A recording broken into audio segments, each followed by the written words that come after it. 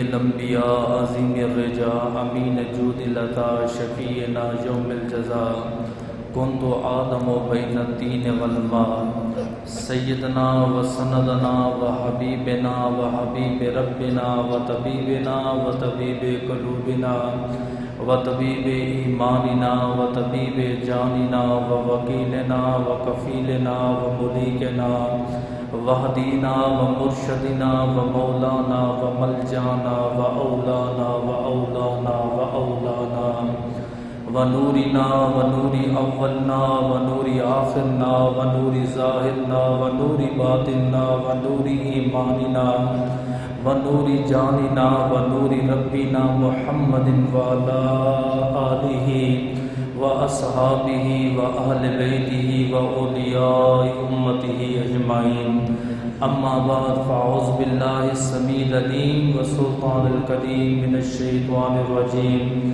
بسم اللہ الرحمن الرحیم قال اللہ تبارک و تعالی فی القرآن المجید والفرقان الحمید والبرہان الرشید یا ایہا الذین آمنوا اتقوا اللہ وکونوا مع الصادقین قال النبی صلی اللہ علیہ وآلہ وسلم وانا اول من یخرج خلق الجنہ فیفتح اللہ لی وادخلنا معی فقراء المؤمنین قال النبی صلی اللہ علیہ وآلہ وسلم من آذنت بالحرب صدق اللہ العظیم ان اللہ وملائکتہ یصلون علی النبی یا ایہا الذین آمنوا صلوا علیہ وسلموا تسلیما اللہم صلی علی سیدنا و مولانا محمد وعلی آل سیدنا و مولانا محمد وبارک وسلم وصلی علیہ الصلاۃ والسلام علیک یا سیدی یا رسول اللہ وعلی آلک وصحبک یا سیدی یا حبیب اللہ الصلاۃ والسلام علیک یا سیدی یا خاتم النبیین شفیع المذنبین انیس الغریبین سراج الصالحین احمد مجتبیٰ جناب محمد مصطفیٰ کے دربار کو ہر بار دربار میں ہدیتاً تحفتاً عقیدتاً محبتاً نذرانت درود شریف پڑھنے کے بعد دعا گو ہوں کہ میرا پڑھنا اور آپ کا سننا اللہ پاک اپنے دربار لم یزل میں قبول و منظور فرمائے۔ اللہ پاک امام الانبیاء کے وسیلہ جلیلہ سے ہم تمام مسلمانوں کو اپنے گھر بیت اللہ و گنبد خضرا کا دیدار نصیب فرمائے۔ حضرت صلی اللہ تعالی علیہ وآلہ وسلم نے ارشاد فرمایا قیامت کا دن ہوگا، اللہ وحدہ لا شریک حکم دے گا کہ جنت کے 8 دروازوں کو بند کر دیا جائے۔ فرشتے عرض کریں گے اے اللہ اس کی کیا وجہ ہے؟ اللہ پاک فرمائے گا جنتوں کو دروازوں کو اس لیے بند کیا جائے تاکہ کوئی نبی اور نبی کی امت سے پہلے کوئی اور نبی اور کسی اور نبی کی امت جنت میں داخل نہ ہو۔ پھر حضور فرماتے ہیں وَأَنَا أَوَّلُ يُخَرِّجُ بَابُ الْجَنَّةِ سب سے پہلے میں جنت کا دروازہ کھٹکھٹاؤں گا، میرے لیے فرشتے جنت کا دروازہ کھولیں گے۔ عرض کی اللہ کے رسول آپ کے ساتھ کون جائے گا؟ آپ نے فرمایا معی فقراء فقراء المساکین۔ آپ نے فرمایا میری امت کے جو درویش ہیں، جو مسکین ہیں، جو صوفیاء ہیں، وہ میرے ساتھ مل کر قیامت کے دن خدا کی جنت میں داخل ہوں گے۔ اللہ پاک اپنی عظیم الشان کتاب قرآن پاک فرقان حمید برہان رشید میں اولیاء اللہ کا ذکر فرما رہا ہے۔ چونکہ ماہ مبارک ماہ سفر ہے اور اس ماہ مبارک میں اکثر اولیاء کرام اکثر علماء کرام کا وصال و کمال ہوا، اس لیے اس ماہ مبارک میں اکثر لوگ اولیاء کرام کا عرس مناتے ہیں۔ عرس کسے کہتے ہیں؟ عرس کا معنی یہ بنتا ہے اور عرس کی محفلیں ہم اس لیے کرتے ہیں تاکہ اللہ والوں کی یاد بھی تازہ ہوتی رہے، اللہ کی حمد و ثنا بھی بیان ہوتی رہے، علماء کے خطاب ہوں، علماء کے واعظ ہوں، علماء کرام اپنے خطاب اور اپنے واعظ سے امت مسلمہ کی اور اپنی اصلاح کریں۔ اور دوسری وجہ یہ ہے کہ سرکار دو عالم نے ارشاد فرمایا، ذکر الانبیاء عبادہ و ذکر الاولیاء الکفارہ۔ آپ نے فرمایا جب کوئی امتی انبیاء کا ذکر کرتا ہے، جب تک ذاکر ذکر کرتا رہتا ہے تب تک اللہ اسے ثواب دیتا ہے، اور جب کوئی امتی کسی ولی کا ذکر کرتا ہے اللہ پاک اس کے زندگی کے صغیرہ اور کبیرہ گناہوں کو معاف فرما دیتا ہے۔ تیسری اور اہم وجوہات یہ ہے کہ آپ ملک پاکستان میں رہتے ہیں، نہ ملک پاکستان میں کوئی نبی آیا نہ نبی کا صحابی آیا۔ ہاں بعض لوگوں کا یہ گمان ہے، بعض لوگوں کا یہ خیال ہے کہ شہر ملتان کے اندر 2 یا 3 بڑی قبریں ہیں، اور انہوں نے بڑی قبروں کو دیکھ کر یہ تصور کیا کہ یہ صحابی رسول کی قبر ہے۔ لیکن علماء کی یہ تحقیق ہے کہ ملک پاکستان میں نہ کوئی نبی آیا، نہ ہی ملک پاکستان میں کوئی صحابی آیا، نہ اہل بیت اطہار میں سے کوئی فرد ملک پاکستان میں آیا۔ پھر ملک پاکستان میں اسلام کیسے پھیلا؟ علماء فرماتے یہ سارا کا سارا صدقہ اور فیض اولیاء کا ہے۔ اولیاء کرام نے اس ملک میں محنت کی، اولیاء کی محنتوں اور کاوشوں کو اللہ نے قبول فرمایا، اور ان کے صدقے اللہ پاک نے ملک پاکستان کو دین کی دولت سے مالا مال فرمایا۔ پانچویں وجوہات یہ ہے، علماء فرماتے ہیں آپ جس کا بھی ذکر کرتے ہیں، چاہے وہ کوئی نبی ہو، چاہے وہ کوئی صحابی ہو، چاہے اس کا تعلق اہل بیت اطہار کے ساتھ ہو، چاہے وہ ائمہ عشرہ سے اس کا تعلق ہو، چاہے اس کا تعلق بیت پاک سے ہو یا اس کا تعلق اولیاء سے ہو، جب بھی آپ کسی ہستی کا ذکر کرتے ہیں وہ ہستی کی روح آپ کو فیض پہنچاتی ہے۔ آج جس ہستی سے ہم نے فیض حاصل کرنا ہے ان کا نام ہے شیخ الشیوخ حضرت سیدنا جنید بغدادی رحمۃ اللہ تعالی علیہ۔ آپ کی ولادت باسعادت 218 ہجری میں ہوئی، اور جبکہ آپ کا وصال و کمال 297 ہجری میں ہوا۔ آپ کا مزار مبارک بغداد میں موجود ہے۔ علماء فرماتے ہیں آپ نے کئی بار کوشش کی، آپ جہاد میں گئے کہ اللہ پاک مجھے جب بھی موت عطا فرمائے، مجھے شہادت کی موت عطا فرمائے، لیکن آپ کو شہادت نصیب نہ ہوئی۔ ایک جہاد پہ آپ اپنے 9 ساتھیوں کو یا 8 ساتھیوں کو لے کر گئے، 8 کے 8 ساتھی اللہ کی راہ میں شہید ہو گئے، لیکن آپ کو شہادت نہ ملی، آپ رو پڑے۔ آسمان کی طرف نگاہ اٹھا کے عرض کرتے ہیں اے اللہ میں نے ایسا کون سا گناہ کیا ہے، ایسا کون سا جرم کیا ہے جو میرے ساتھ مسافر بن کے آتا ہے وہ شہید ہو جاتا ہے۔ کب سے میں تیرے دربار میں دعا کر رہا ہوں، اے اللہ مجھے جب بھی موت عطا فرمانا، عزت اور شہادت کی عطا فرمانا، آج تک مجھے شہادت کی موت نہیں ملی۔ حاتب غیب سے آوازیں اے جنید بغدادی، ابھی نبی کے دین کا آپ نے بہت بڑا کام کرنا ہے، ابھی ہم آپ کو موت نہیں عطا فرمائیں گے۔ آپ کا جو پورا نام ہے وہ حضرت جنید بغدادی القواری رحمت اللہ تعالی علیہ ہے۔ آپ کو جنید اس لیے کہتے ہیں، آپ کے دادا جی کا نام جنید تھا، آپ کے بابا جی نے اپنے بابا جی کی نسبت کی وجہ سے آپ کا نام جنید رکھا۔ آپ کو بغدادی اس لیے کہتے ہیں کہ شہر بغداد میں بعض کہتے ہیں آپ کی ولادت ہوئی، اور شہر بغداد میں آپ کا مزار موجود ہے، اس نسبت کی وجہ سے آپ کو بغدادی کہا جاتا ہے۔ آپ کو کواری اس لیے کہتے ہیں، کواری کہتے ہیں شیشے کا کاروبار کرنے والا، چونکہ آپ کے والد محترم وہ شیشے کا کام کرتے تھے، شیشے کے تاجر تھے، اور ان کی یہ خواہش تھی کہ یہ میرا بیٹا شیشے کا کام کرے، شیشے کا سب سے بڑا تاجر بنے، شیشے کو فروخت کرنے والا بنے۔ لیکن اللہ کو کچھ اور ہی منظور تھا۔ جنید کہتے ہیں ایک دن میرے بابا گھر میں تشریف لائے اور کہا بیٹا میں بوڑھا ہو گیا ہوں، بزرگ ہو گیا ہوں، اب میں کام کرنے سے قاصر ہوں، میری یہ خواہش ہے آپ میرے ساتھ روانہ ہوں، آپ میرے ساتھ دکان میں محنت اور کاوش کریں۔ حضرت جنید بغدادی کہتے ہیں میرا پہلا دن تھا، میں دکان میں داخل ہوا، میں نے مصلے کو بچھایا، دکان کے پردے کو ڈال دیا اور نوافل شروع کیے۔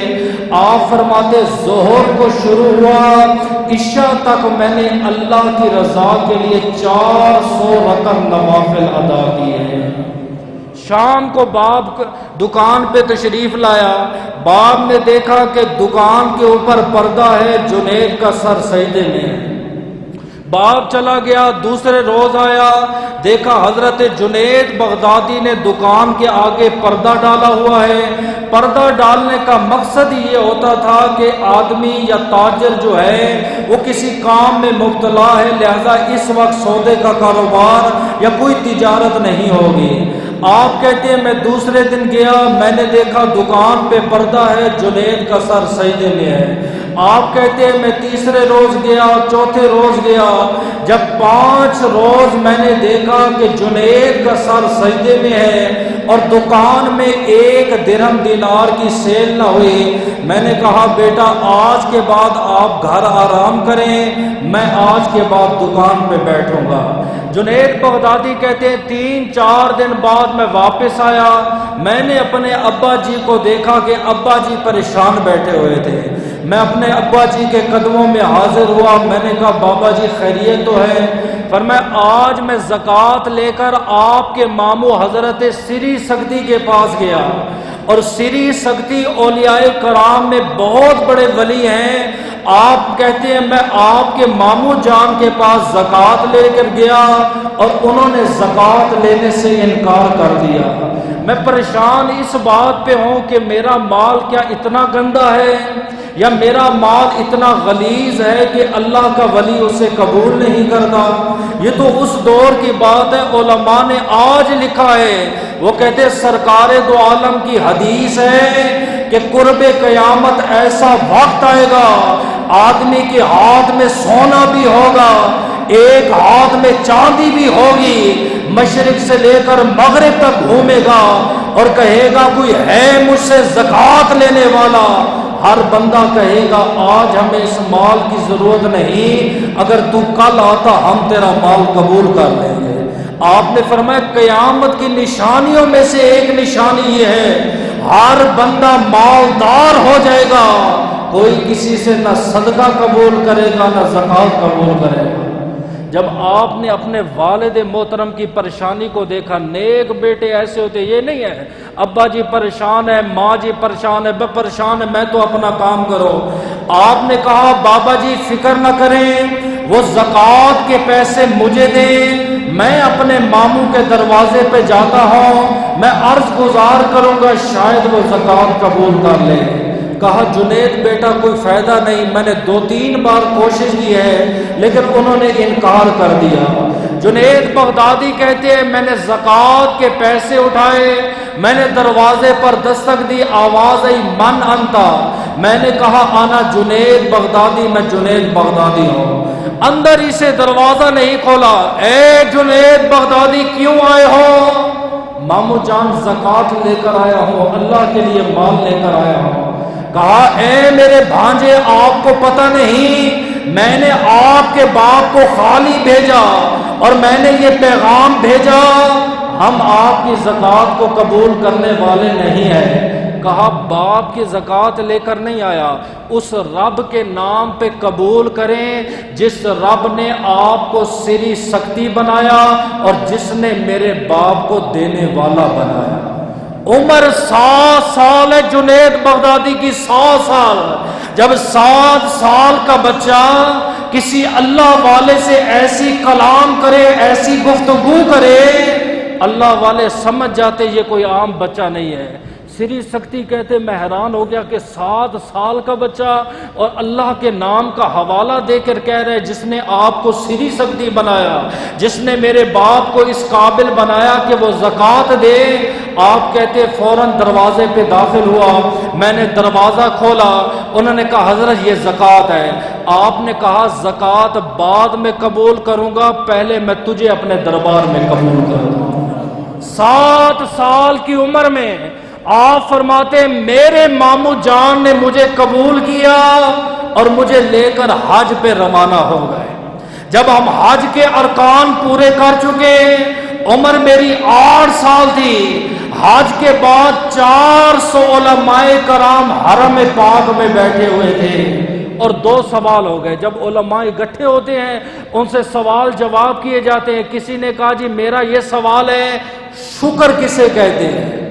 کسی نے جواب دیا کہ اللہ کی نعمتیں کھا کر اس کی حمد بیان کرنا، اس کی ثنا بیان کرنا، اس کی پاکی بیان کرنا، اس کی عظمت بیان کرنا، یہ شکر ہے۔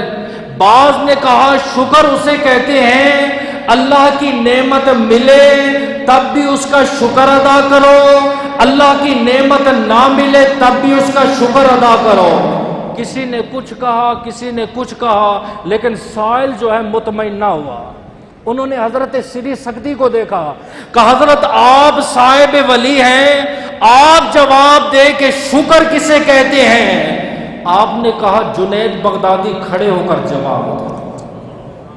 ولی پہچان جاتا ہے بچے میں صلاحیت کتنی ہے، اس میں قابلیت کتنی ہے۔ ہماری تو افسوس کی بات ہے، بچہ لائق ہو کہتے اسکول میں داخل کرو، انجینئر بنے گا، ڈاکٹر بنے گا، سائنسدان بنے گا۔ جب بچہ کند ذہن کا ہو کہتے جاؤ قاری صاحب کے پاس چھوڑا مدرسے میں پڑھے گا۔ آپ نے کہا جنید شکر کی تعریف کرو، شکر کے بارے میں جواب دو۔ آپ نے ایسا جواب دیا 400 علماء کرام کو 8 سال کی عمر میں لاجواب کر دیا۔ آپ کہتے حضرت میرے نزدیک شکر اسے کہتے ہیں اللہ کی نعمتیں بندہ کھائے اور اس کے بعد وعدہ کر لے مالک جب تک زندہ ہو تیری نافرمانی نہیں کروں گا۔ کی طرف گئی، 7 سال عمر ہے۔ پھر ایک اور سائل کھڑا ہوا، اس نے کہا حضرت محبت کسے کہتے ہیں؟ اب جواب دے رہے ہیں۔ بعض علماء کہتے ہیں محبوب کی اداؤں میں گم جانا اسی کا نام محبت ہے۔ بعض نے کہا کہ گلیوں میں آوارہ گھومنا، پاگل پن اختیار کر لینا اسی کا نام محبت ہے۔ بعض نے کہا کسی کو اپنے دل میں جگہ دینا اسی کا نام محبت ہے۔ لوگوں نے حضرت سری سکتی کی طرف اشارہ کیا، حضرت آپ جواب دے کہ محبت کسے کہتے ہیں؟ آپ نے کہا جنید آپ جواب دو محبت کسے کہتے ہیں؟ آپ نے فرمایا میرے نزدیک محبت کی تعریف یہ ہے محبوب کی اداؤں میں مر مٹنے کا نام محبت ہے۔ آپ کو بھی نہیں سمجھ آئے گا۔ انہوں نے سوال کیا جنید بغدادی یہ تعریف آپ نے کیسے کی ہے کہ محبوب کی اداؤں میں مر مٹنے کا نام ہی محبت ہے؟ آپ نے فرمایا 1.25 لاکھ صحابہ کی زندگی دیکھو، جب وہ اسلام نہ لائے کسی کے بال لمبے تھے، سر سے ننگے تھے، کسی کے سر پہ جسم پہ کرتا تھا، کسی نے تہبند پہنا ہوا تھا، کوئی نماز نہ پڑھتا تھا، کوئی کلام سے پہلے سلام نہ کرتا تھا، لیکن جب انہوں نے کلمہ پڑھا دین محمدی کو اختیار کیا، کوئی ایک صحابی ایسے نہ تھا جو ننگے سر ہو، کوئی ایک ایسا نہ تھا جو سرما نہ لگاتا ہو، کوئی ایک ایسا نہ تھا جو نماز نہ پڑھتا ہو۔ ارے ہم نے تو ان صحابہ کرام کو دیکھا، ایک صحابی حج پہ جا رہے تھے، اس نے اپنا سر اٹھا کے ایڑیوں کے بل اور اپنا سر درخت کی ٹہنی کے ساتھ مس کیا۔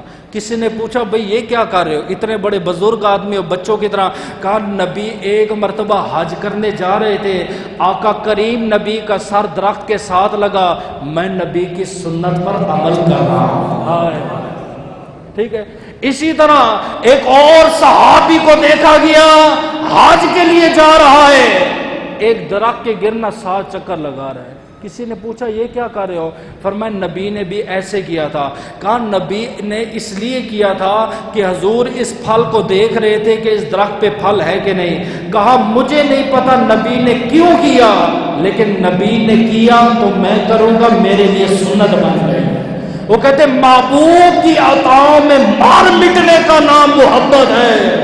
سری سکتی نے سینے لگایا، فرمایا بیٹا دین کو آپ کی بڑی ضرورت ہے، آپ نے دین کا کام کرنا ہے۔ واپس آئے، مدرسے میں داخلہ لیا، 20 سال آپ نے علم حدیث کو پڑھا، 20 سال جب آپ نے پڑھا، اور کہتے ہیں 20 سال میں میں نے 400 استادوں کے جوتے سیدھے کیے۔ آج آسان ہے، یہ آپ کو نہیں سمجھ آئے گا۔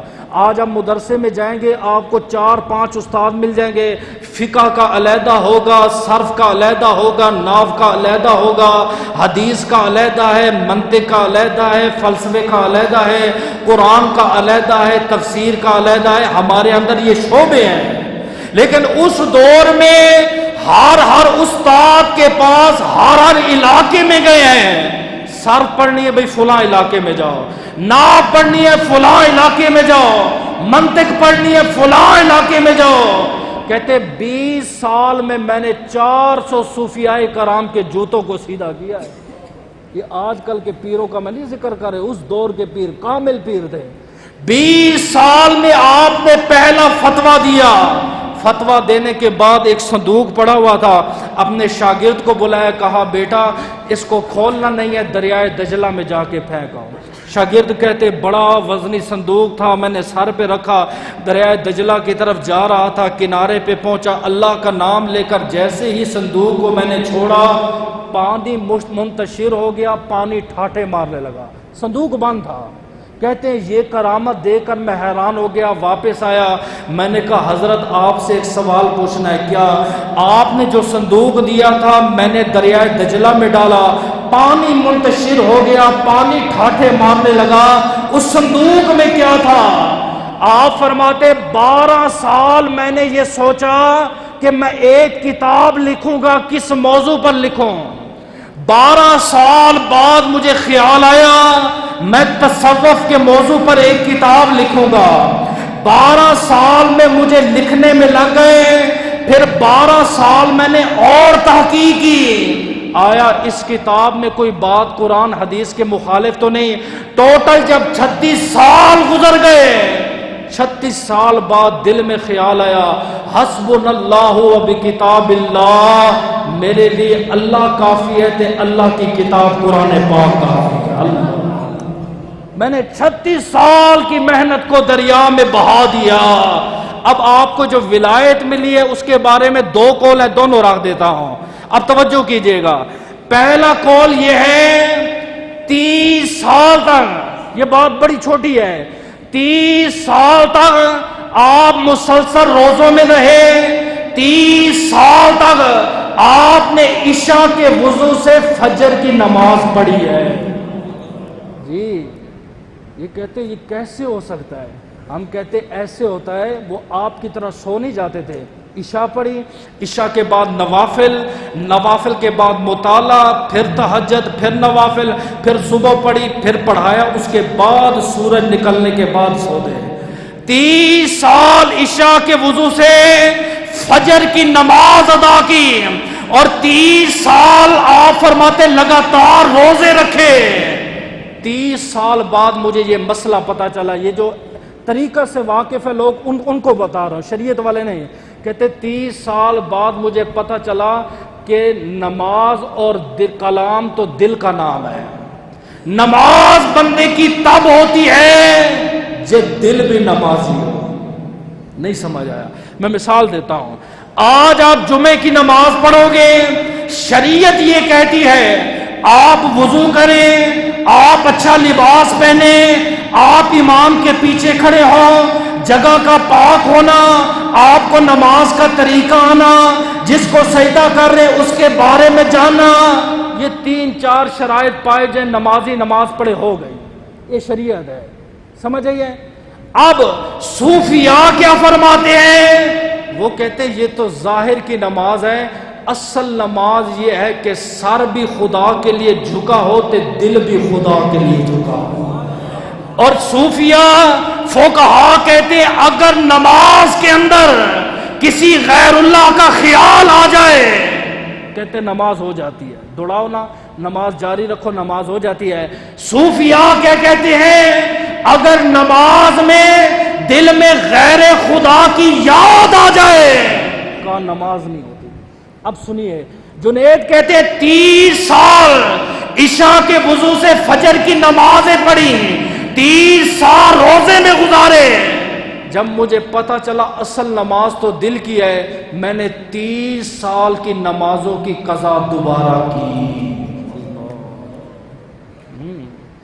یہ پیر ہیں آج جن کے خلاف ہم بولتے ہیں، آپ کے تو یار یہ مولوی پیروں کے خلاف، ہم ان کو سمجھتے ہی نہیں ہیں، آپ کا واسطہ ہی نہیں پڑا، یہ ہیں اصل لوگ، کدھر جا رہے ہو؟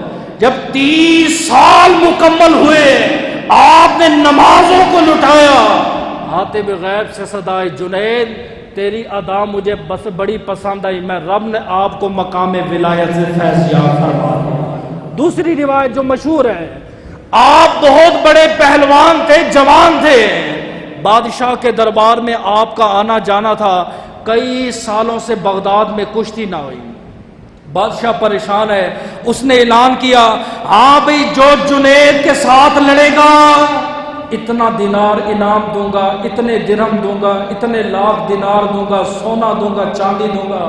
کوئی میدان میں نہ آئے، جنید کا کوئی جوڑ نہ تھا۔ 1-2 پہلوان مشہور ہیں، ایک رستم ہے، دوسرا حضرت جنید بغدادی رحمت اللہ تعالی علیہ۔ پھر اعلان ہوا کون ہے جو جنید سے لڑے گا، میں اسے اتنے لاکھ اتنے درہم دینار تحفے میں دوں گا۔ ایک سید زادہ ہے، عمر 70 سال ہے، بزرگ ہے، بیوی فوت ہو گئی، گھر میں 3 بچے ہیں، بچوں نے جب بھوک کی شکایت کی، اس نے کہا بیٹا میں جاتا ہوں، باہر گیا، آگے وزیر نے اعلان کیا، بادشاہ کے پاس گیا، کہا آپ کے جنید سے میں لڑوں گا۔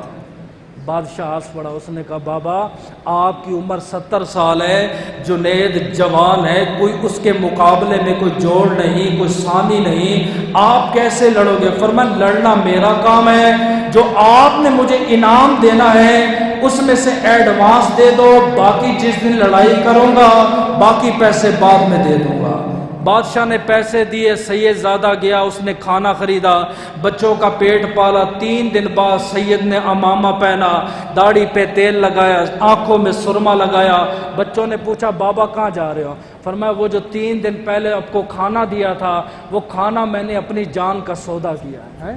کہ باپ کا بڑا مقام مرتبہ ہے، آپ کو تو احساس نہیں ہوتا نا ابا جی کہاں سے آ رہے ہیں، کہاں سے لے کر آ رہے ہیں، کیسے کمایا ہے، کیسے دیا ہے، پکا پکایا مل گیا، بیٹے کی داڑھی اتری، مونچھ اتری، آگے باپ کو کہتے ابا آپ نے کیا کیا ہے ہمارے لیے، آپ نے کوئی ڈھنگ کا کام کیا ہوتا آج ہم رسوا نہ ہوتے، آج ہم ذلیل نہ ہوتے۔ میں نے کہا تیرے باپ نے یہی ڈھنگ کا کام نہیں کیا جو تجھے پالا ہے، تجھے پالا بھی ہے، تجھے لباس بھی دیا ہے، تجھے سردی گرمی سے بھی بچایا ہے، آج تو اتنا بڑا ہو گیا ہے کہ باپ کے سامنے گلے شکوے کرتا ہے۔ سید میدان کی طرف جا رہے تو جنید بغدادی وہاں پہ کھڑے ہوئے ہیں، تو محلے میں شور ہے بادشاہ وہ نہیں آئے گا، ارے 70 سال کا بوڑھا ایک جنید کا مقابلہ کیسے کر سکتا ہے؟ بادشاہ کا جواب سنو، کہا کوئی اور ہوتا تو میں مان لیتا، نہیں آتا، وہ سید ہے تو سید کبھی جھوٹ نہیں بولتا۔ جیسے ہی وہ سید میدان میں اترا جنید بغدادی سامنے آیا۔ پہلوانوں کا طریقہ ہے جب یہ لڑتے ہیں پہلے داؤ لگاتے ہیں، ہاتھوں میں ہاتھ ڈالتے ہیں۔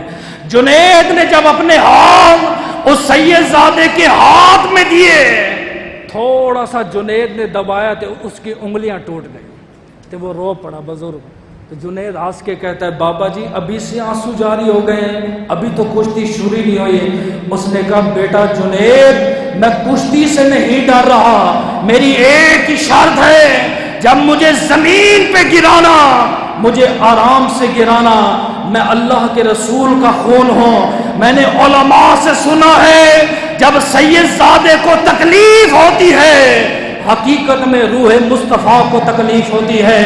جنید کہتے ہیں میں نے ایسا داؤ لگایا خود زمین پہ گر گیا، سید کو اوپر لٹا دیا۔ بادشاہ کھڑا ہوا، کہا کشتی دوبارہ ہوگی۔ میرے جنید کا پاؤں پھسل گیا، جنید رو رہا ہے، جسم کانپ رہا ہے۔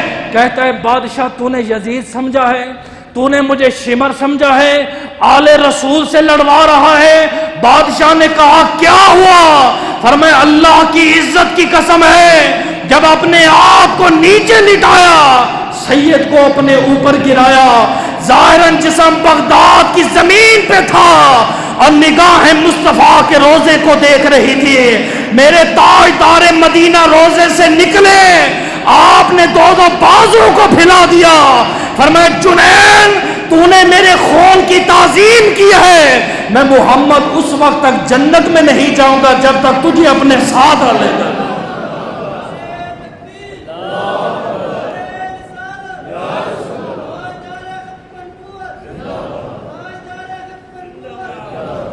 سید زادہ آپ کے دربار میں آیا، اس نے یہ واقعہ سنا، حج کے لیے جا رہا تھا کہ جنید بڑی سیدوں کی عزت کرتا ہے، کہا اس سے پہلے بغداد میں جاؤں گا، جنید سے ملاقات کروں گا، اس سے کوئی نصیحت والی باتیں سنوں گا، پھر حج کے لیے جاؤں گا۔ سید جب آیا آپ استقبال کے لیے کھڑے ہو گئے، کھانا کھانے کو دیا، آپ نے اپنے پاس بٹھایا، کہا بیٹا ایک سوال پوچھنا ہے، آپ کے بابا جی حضرت علی دو طرح کی تلواریں چلاتے تھے، ایک تلوار کافروں پہ چلاتے، ایک تلوار اپنے نفس پہ چلاتے، آپ ان کا خون ہو، بتاؤ کون سی تلوار چلاتے ہو؟ سید زادہ اتنا رونے لگا، روتے روتے کہتا حضرت حج ادا ہو گیا، مقصد یہ تھا کہ جو وہاں جا کے میں نے قرب خدا حاصل کرنا تھا، واعظ و نصیحت حاصل کرنی تھی، وہ واعظ و نصیحت مجھے یہاں مل گئی۔ اب مرد کی آزمائش جو ہے ظاہری بات ہے، جسے اللہ پاک عالم بھی بنائے، 20 سال کی عمر میں فتویٰ بھی دے، اتنا بڑا پہلوان بھی ہو، اتنا بڑا ولی بھی ہو، لوگ خود بہت دشمن ہو جاتے ہیں۔ سمجھیں، آج مولوی نے یہ کہہ دیا، آج پیر صاحب نے یہ کہہ دیا، آج فلاں نے یہ کہہ دیا، اور کچھ ناقص عقل کے لوگ ان کی باتوں میں آ جاتے ہیں۔ یہی سلوک ہمارے اولیاء کے ساتھ ہوا، ہمارے علماء کے ساتھ ہوا۔ بادشاہ کے پاس لو وزیر گئے، حضرت جنید کی خبر لو۔ پوچھا کیوں؟ کہا جو بھی بغداد میں آتا ہے، یہ نہیں پوچھا بغداد کا بادشاہ کون ہے، بغداد میں آ کے کہتے جنید بغدادی کہاں پہ رہتا ہے، اور سید زادوں کا غلام کہاں پہ رہتا ہے، آل رسول سے محبت کرنے والا کہاں پہ رہتا ہے۔ ان قریب ایک ایسا وقت آئے گا تیری بادشاہی پر لوگ تھوکیں گے اور یہ بغداد کا بادشاہ بن جائے گا۔ اپنی بادشاہی بچانے کے لیے اس نے ایک عورت کا سہارا لیا۔ مرد کی آزمائشیں 3 چیزوں پر ہوتی ہیں، عورت، دولت، شہرت، ان 3 چیزوں سے مرد ہمیشہ پھسل جاتا ہے۔ عورتوں کی آزمائش کبھی مال کی زیادتی میں ہوتی ہے، کبھی مال کی کمی میں ہوتی ہے، کبھی اللہ رزق زیادہ دے کے آزماتا ہے، کبھی کم دے کے آزماتا ہے۔ مرد کی آزمائش عورت، دولت، شہرت سے ہوتی ہے۔ سب سے خوبصورت، سب سے حسین و جمیل جو بغداد کی سب سے حسین لڑکی تھی، بادشاہ نے اسے اپنے دربار پہ بلایا، کہا ایسے ہم جنید سے انتقام لینا چاہتے، بڑی توجہ والی بات ہے، بڑی توجہ والی بات ہے، ہم ایسے جنید سے انتقام لینا چاہتے ہیں اور اس کے لیے ہمیں آپ کی ضرورت ہے، ہم آپ کو منہ مانگا مال بھی دیں گے، دولت بھی دیں گے، بشرطی کہ آپ نے جنید کو اپنی گرفت میں لانا ہے۔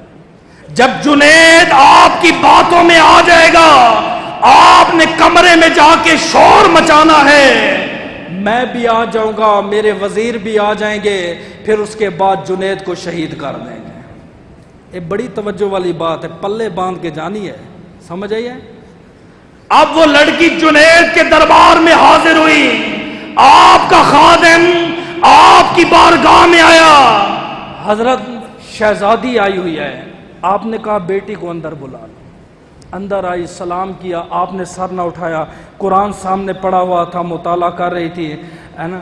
ایسے ہی اس نے آپ کو کہا جنید بغدادی آپ کو میں لونڈیاں بھی دوں گی، آپ کو غلام بھی دوں گی، آپ کو سونا بھی دوں گی، چاندی بھی دوں گی، ایک چھوٹی سی شرط ہے، ایک رات میرے ساتھ گزار لو، ایک رات میرے ساتھ گزار دو۔ بڑی دلچسپ بات ہے، حضرت جنید بغدادی نے قرآن کو بند کیا، آپ نے ایسے نگاہ اٹھا کے دیکھا، روح جسد انصری سے پرواز ہو گئی۔ غلام نے شور مچایا، بادشاہ اور وزیر پیچھے کھڑے دوڑتے آئے، کہا کام ہو گیا؟ وہ کہ حضرت بڑا کام ہو گیا۔ کیسے؟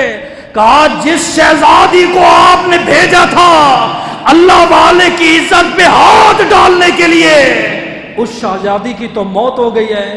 کہا بادشاہ نے کہا جنید نے گلا دبایا؟ کہا نہیں۔ مارا ہے؟ کہا نہیں۔ کہا پھر کیسے مری؟ کہا بس نگاہ اٹھا کے دیکھا۔ ہائے ہائے ہائے۔ بادشاہ اندر آیا، کہا جنید ایسا کیا کیا ہے؟ اس کی موت واقع ہو گئی ہے۔ خدا جانتے اتنا زبردست جواب دیا۔ آپ نے کہا بادشاہ تیرا یہ قانون تھا، یہ تیری محبوب تھی، تو نے کہا تھا جو میرے محبوب کو گندی نگاہ سے دیکھے گا میں اسے قتل کر دوں گا، تیرا یہ قانون تھا جو میری لونڈی کو گندی نگاہ سے دیکھے گا میں اسے قتل کر دوں گا۔ ارے تیرے محبوب کو کوئی گندی نگاہ سے دیکھے تو قتل کر دیتا ہے، تو میں خدا کا محبوب ہوں، میں خدا کا محبوب ہوں۔ وہ کہتا ہے جو میرے محبوب کو گندی نگاہ سے دیکھے گا میں بھی اسے قتل کر دوں گا۔ لاہور میں ایک مزار ہے، ویسے تو داتا علی حجویری کا مشہور ہے، ان کے قریب ہے مادو لال حسین کا۔ کن کا مزار ہے؟ مادو لال۔ آج کل تو اس کا حال برا ہے، اللہ پاک ہدایت دے مسلمانوں کو۔ سمجھئے مادو لال حسین، ظہر کی نماز میں تاخیر ہو گئی، تیز بارش برس رہی ہے، آپ اپنے مریدوں کے ساتھ عمر 70 سال گلیوں میں دوڑ رہے ہیں، نماز قضا نہ ہو جائے، یہ ہوتے اللہ والے۔ آپ جب گلیوں میں دوڑنے لگے، ایک محبوب اپنی محبوبہ کے سامنے گلی کے کونے میں کھڑا ہوا، محبت بری بات ہے، تیرے لیے تارے توڑ لاؤں گا، تیرے لیے چاند توڑ لاؤں گا، تیرے لیے سورج توڑ لاؤں گا، میں اپنی ماؤں بیٹیوں کو تعلیم یہی دینا چاہتا ہوں، اے میری بیٹیوں یہ جسم کے لالچی ہے، تجھے 200 کا ایزی لوڈ مل جائے گا، تیرے باپ کی عزت پہ یہ داؤ پہ لگا دے گا۔ جسے اپنی ماں کی عزت کا خیال نہیں ہے، جسے اپنے باپ کی عزت کا خیال نہیں ہے، وہ تیرا کبھی نہیں ہو سکتا۔ مادو لال حسین جب دوڑے نا، کیچڑ کی چند چھینٹیں اڑ کے نہ لڑکی کے رخسار پہ لگے، آگے عاشق کو تو اسے غصہ نہ آئے، اس نے کہا مادو لال ٹھہر جا۔ آپ جب ٹھہرے، اس نے زور سے تماچا مادو لال حسین کے چہرے پہ مار دیا۔ بہت بڑے ولی ہیں۔ مریدین آگے بڑھے، ہم بدلہ لیں گے۔ آپ نے کہا بدلہ نہیں لینا۔ گئے، گلی کا کونا ابھی مڑے نہ تھے، مسجد کی طرف جا رہے تھے، پیچھے دیکھا لڑکا مر گیا، لڑکا مر گیا۔ مریدوں نے کہا حضرت آپ نے ہاتھ بھی نہیں لگایا، آپ نے جواب بھی نہیں دیا، مرا کیسے ہے؟ ہائے ہائے ہائے کیا جواب ہے؟ آپ نے فرمایا میں نے اس کے محبوب کو مارا، اس کے محبوب نے مجھے مارا، میں نے اس کے محبوب کو مارا، اس کے محبوب نے مجھے مارا، جب اس کے محبوب نے مجھے مارا میرے محبوب نے اسے مارا۔ سمجھ آئیے؟ اس لیے حضور فرماتے من عاد علی ولی فقد آذنتہ بالحرب، اے اللہ والوں سے دشمنی نہ کر، جو اللہ والوں سے دشمنی کرتا ہے گویا وہ خدا کے ساتھ اعلان جنگ کر رہا ہے۔ حضرت سری سکتی کے دربار پہ آپ تشریف لائے، دیکھا بندہ بے ہوش پڑا ہے، فقیر درویش ہے بے ہوش پڑا ہے۔ آپ نے پوچھا مامو جی کیا ہوا؟ آپ نے کہا بیٹا میں نے قرآن کی ایک آیت پڑھی، اس نے آیت کو سنا تو بے ہوش ہو گیا، کیونکہ زبان جانتے تھے نا عربی مادری۔ آپ ابھی بھی چلے جائیں مکہ مدینے، وہاں پہ جب ائمہ کرام قرآن کی تلاوت کر رہے ہوتے، امام بھی رو رہا ہوتا ہے تو پیچھے عربی بھی رو رہے ہوتے ہیں، کیوں؟ انہیں پتہ ہوتا ہے یہ قرآن کی کون سی آیت ہے، مکی ہے، مدنی ہے، ترجمہ کیا ہے، کب نازل ہوئی ہے، وہ قرآن کے مفہوم کو سمجھتے. جیسے میں اردو بول رہا ہوں آپ کو سمجھ آ رہی ہے، اسی طرح ان کی مادری زبان جو ہے وہ عربی ہے. آپ کہتے ہیں بیٹا قرآن کی ایک آیت پڑھی ہے، سن کے بے ہوش ہو گیا. آپ نے کہا محمود دوبارہ آیت پڑھو ہوش میں آ جائے گا. ان کے بیٹا ابھی تو پڑھی ہے، بے ہوش ہو گیا. فرمایا دوبارہ پڑھو. ان کے دلیل کہا پہلے پڑھو پھر دلیل دوں گا. آپ نے دوبارہ وہ آیت پڑھی، وہ فقیر ہوش میں آ گیا. کہتے جنید یہ وظیفہ آپ کو کہاں سے ملا؟ آپ نے فرمایا قرآن میں ہے. کہ قرآن میں نے بھی پڑھا ہے، مجھے تو نہیں ملا. کہا قرآن میں ہے کہ جب یوسف علیہ السلام کے بھائی کرتا لے کر باپ کے سامنے خون لگا ہوا تھا، ابا بھائی یوسف کو بھیڑیا کھا گیا، باپ اتنا رویا بیٹے کی جدائی میں باپ کی آنکھوں کی بینائی جاتی رہی. پھر جب مصر میں یوسف بادشاہ بنے، کسی نے کہا حضرت آپ یہاں بیٹھے ہو. آپ کا بابا آپ کی جدائی میں اتنا رویا کہ آنکھوں سے ہاتھ دھو بیٹھا. آپ نے کہا میرا کرتا لے جاؤ، آنکھوں پہ لگانا تمہارا کام ہے، آنکھیں عطا فرمانا رب العالمین کا کام ہے. اسی کرتے کو دیکھ کر آنکھیں گئی تھی اور اسی کرتے کو دیکھ کر آنکھیں واپس آ گئی. سمجھیں؟ اس لیے میں نے قرآن سے استدلال کیا ہے. یہ وظیفہ جو ہے قرآن پاک میں موجود ہے. سمجھیں؟ ایک دن آپ کی آنکھوں میں آنکھیں خراب ہو گئیں، بڑے دور سے ایک بہت بڑا حکیم لایا گیا. حکیم مجوسی تھا. اس نے جب آپ کی آنکھوں کو دیکھا کہا آپ نے نماز نہیں پڑھنی، وضو نہیں کرنا. جب وضو کا ایک قطرہ آنکھوں پہ لگانا تو آنکھیں چلی جائیں گی ہمیشہ کے لیے. آپ نے کہا آنکھیں جاتی ہیں جائے لیکن اللہ کی نماز نہ جائے. یہ بہانے ہوتے ہیں، نماز پہ پڑھو، میرے کپڑے پاک نہیں ہیں، میں ابھی آتا ہوں، کل پڑھ لوں گا، پرسوں پڑھ لوں گا. نہ، اگر اس کی یاد میں جاتی ہے جائے لیکن میں نماز نہیں چھوڑوں گا. حکیم مجوسی کو غصہ آ گیا، بڑا مشہور حکیم تھا. اس نے کہا حضرت میں بھی دیکھ لیتا ہوں آپ کیسے ٹھیک ہوتے ہیں. 2 دن گزرے، تیسرے دن حکیم پھر آئے، چکر تو لگاؤ. دیکھا ماشاءاللہ آنکھیں ٹھیک ہے. اس نے کہا جنید کیا کیا ہے؟ آپ نے کہا میں نے تو وضو کر کے نماز پڑھی ہے. اس نے کہا اصل میں مریض آپ نہیں، مریض میں تھا. مجھے بھی کلمہ پڑھ کے محمد عربی کا غلام بنا دے، مجھے بھی اس نبی کا دیوانہ بنا دے. اب توجہ کرنا، جنید کا مقام مرتبہ کیا ہے. خواجہ فرید الدین عطار اپنی کتاب تذکرۃ الاولیاء کے اندر لکھتا ہے کہ نبی کا دربار لگا ہوا تھا. ایک امتی نے خواب میں دیکھا کہ دربار کے اندر سے ایک سائل کھڑا ہو گیا. دربار لگتا ہے، سائل کھڑا ہو گیا خواب میں. اس نے کہا حضور میرا یہ سوال ہے تو اس کا جواب عنایت فرما دیں. آپ نے کہا بیٹا جنید آپ جواب دو. دائیں طرف جنید بغدادی بیٹھے ہوئے تھے. سائل بھڑک اٹھا، نہیں سمجھتا تھا. اے اللہ کے نبی، آپ کا کلمہ پڑھتا ہوں، آپ پہ ایمان رکھتا ہوں، آپ تو 1.25 لاکھ نبیوں کے نبی ہیں.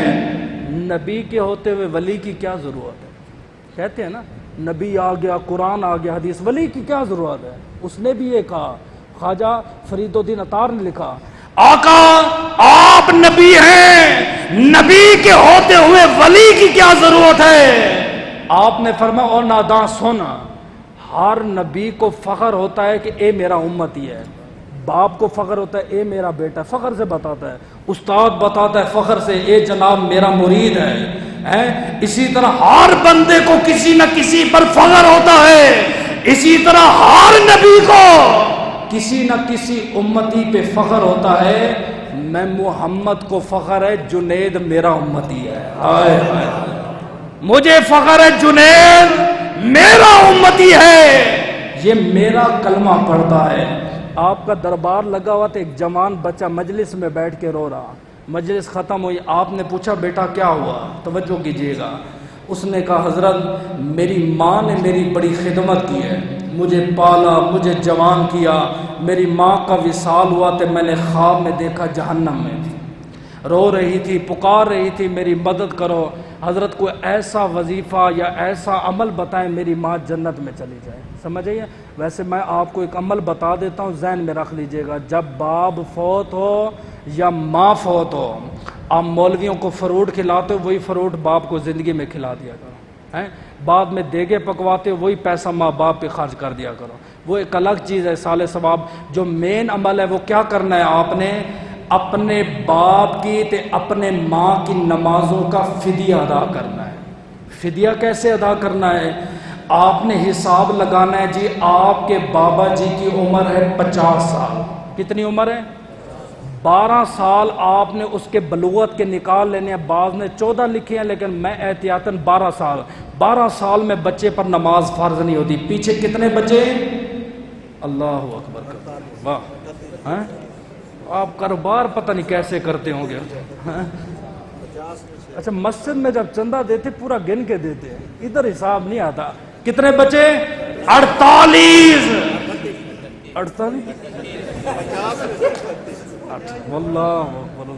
38 ہیں، 38 بچ گئے۔ 38 میں سے آپ نے حساب لگانا ہے کہ میرے ابا جی نے اماں جی نے کتنے سال کی نمازیں پڑھی ہیں، وہ آپ نے کاٹ دینے مائنس کرنے ہیں۔ مثال ہے 8 سال نمازیں پڑھی، پیچھے کتنے رہ گئے، 30 سال۔ اب 30 سال کی نمازوں کا ٹوٹل کیسے کرنا ہے، ایک دن میں کتنی نمازیں، 6 کیا، 5 نمازیں تھے، چھٹے وطر، جی یہ واجب ہے، قیامت کے دن اس کا سوال ہوگا، 6 ہو گئے۔ پھر ان 6 کا آپ نے حساب لگانا ہے، فی نماز کا فدیہ اتنا بنتا ہے جتنا فطرانہ ہوتا ہے، 100 روپیہ، 600 روپیہ ہے، 600 کو آپ 30 سال پہ لے جائیں۔ اگر آپ کے پاس اتنی پیمنٹ نہیں ہے، آپ کے پاس 5 لاکھ ہے تو 5 لاکھ ہاتھ میں لیں اور آگے آپ بندے بٹھائیں یا مدرسے کے طلباء ہوں کہ یہ پیسے اتنی مرتبہ میں راؤنڈ کروں گا، گھماؤں گا تو میرے باپ کی نمازوں کا فدیہ ادا ہو جائے گا۔ وہ پیسے آپ نے کسی کو ملکیت کر دینی، یہ استاد جی یہ آپ کی ملکیت ہے، اس کو بتانا ہے، پھر وہ آگے شاگرد کو دے گا، پھر آگے چلتے چلتے چلتے جب فدیہ ادا ہو جائے گا وہ پیسے بھی آپ کے پاس واپس آ جائیں گے تو باپ کی نمازوں کا فدیہ ہے۔ اب سمجھ آئیے، مولویوں کو کہا کرو اگر انہیں پتہ ہو تو انہیں کو یہ مسئلہ بھی بیان کرو، کل خانی پہ آ جاتے، 40ویں پہ آ جاتے ہیں، یہ اہم ہے کیونکہ قیامت کے دن سب سے پہلے نماز کا سوال ہو جائے گا۔ خیر میں موضوع سے ہٹ جاؤں گا۔ اس نے کہا حضرت میں نے ماں کو دیکھا ہے، میری ماں آگ میں جل رہی تھی اور مجھے پکار کی کہتی ہے، اے میرے بیٹا 9 ماہ تجھے پیٹ میں رکھا، تیری پرورش کی، سردی گرمی سے تجھے بچایا، اچھا معاشرہ دیا، اچھا لباس دیا، مجھے بچاؤ نا۔ آپ نے کہا بیٹا جا ہم دعا کریں گے، انشاءاللہ اللہ کرم کرے گا۔ دوسرے دن خوش ہو کے ہنستا ہوا مجلس میں آیا۔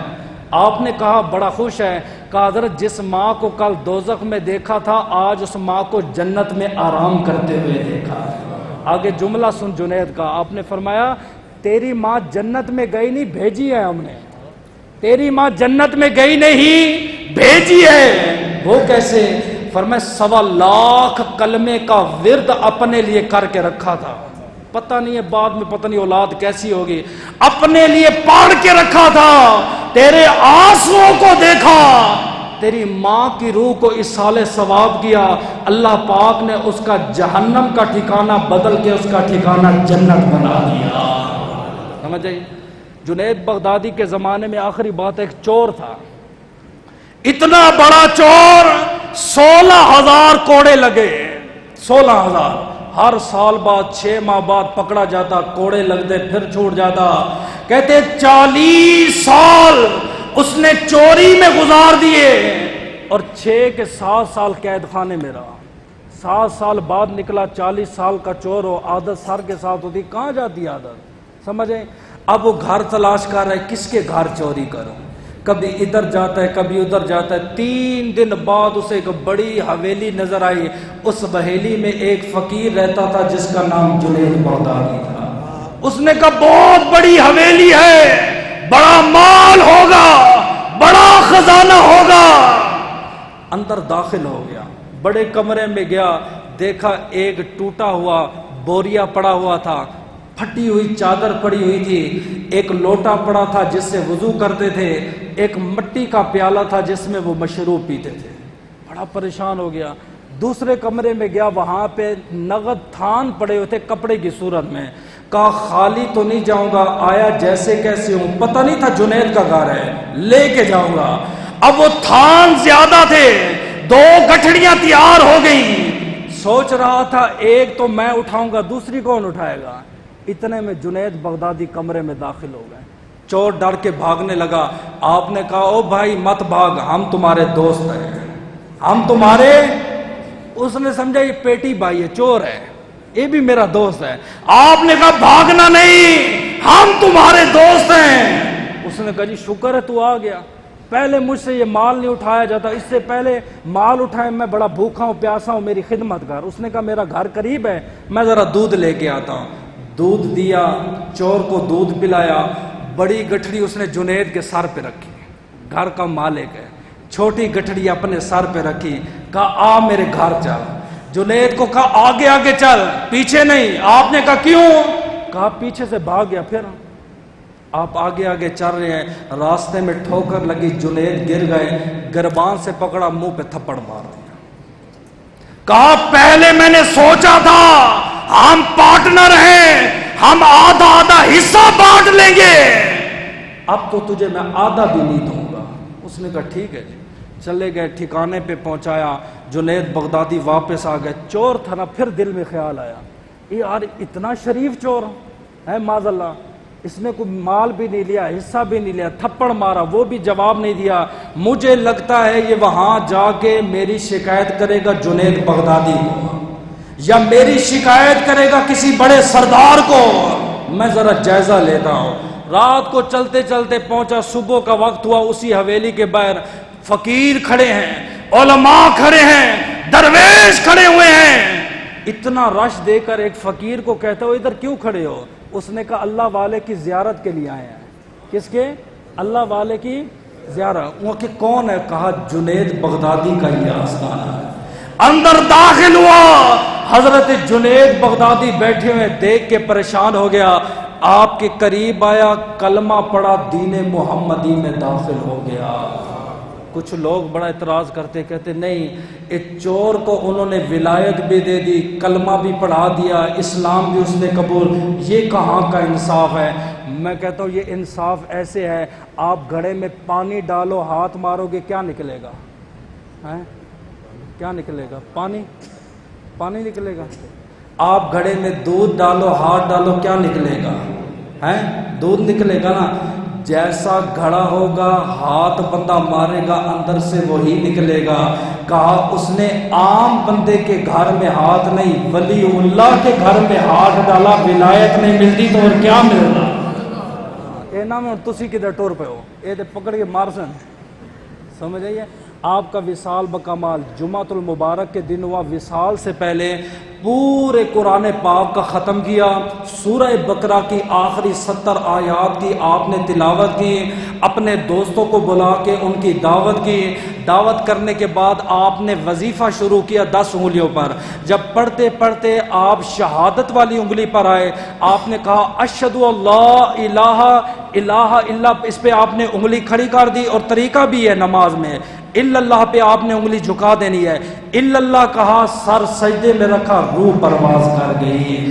آپ کی وصیت کے مطابق آپ کا مزار مبارک آپ کے شیخ حضرت سری سکتی رحمت اللہ تعالی علیہ کے قدموں میں دونوں مزار اکٹھے ہیں۔ اور اس سے بڑی میں جنید کی کیا بات کروں، داتا علی حجویری کے پیر مرشد کا نام حضرت جنید بغدادی رحمت اللہ ہے۔